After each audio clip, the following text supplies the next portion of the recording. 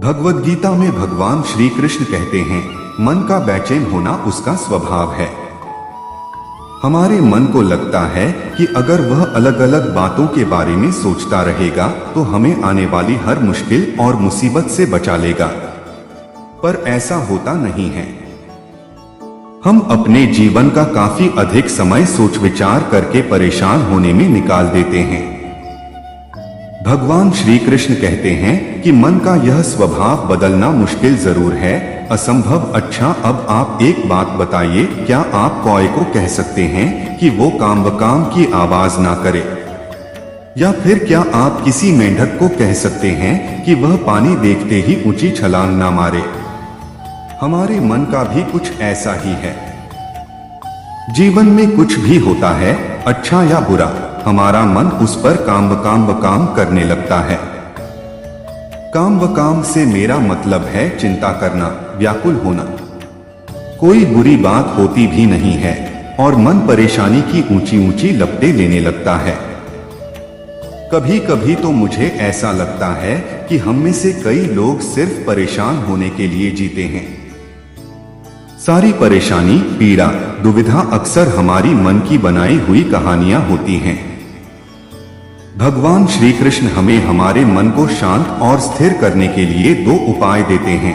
पहला, ध्यान लगाना या मेडिटेट करना। दूसरा, वैराग्य भाव सीखना। अब ध्यान या मेडिटेशन शब्द सुनते ही आप में से कई लोग कहेंगे कि आप आंख बंद कर सांसें अंदर बाहर नहीं ले सकते।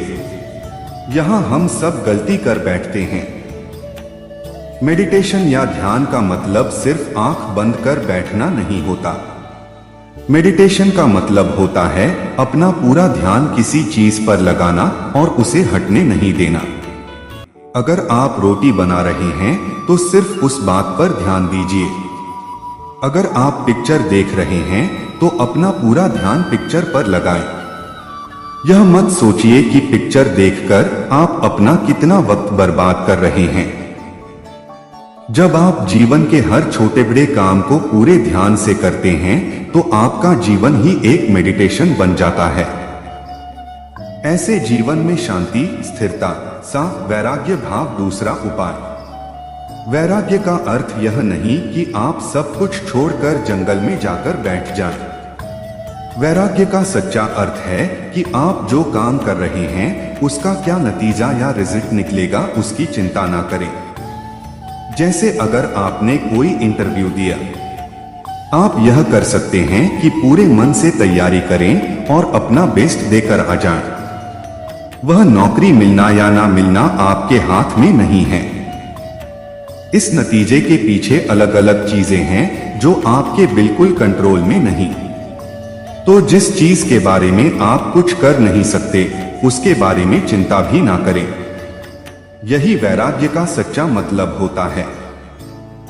और यही है भगवान श्री कृष्ण का दूसरा उपाय, मन को चिंता की लपटों से बचाने का। याद रखिए, आप पूरे के पूरे इंसान हैं। समझदारी, संयम और कुशलता से भरे इंसान। आपका मन जब भी कौए की तरह अलग अलग बातों पर आपको परेशान करने लगे तब अपने मन को भी प्यार से समझाइए और शांत कर लीजिए। बस अपने ऊपर विश्वास रखिए कि आप कभी अपना बुरा नहीं होने देंगे।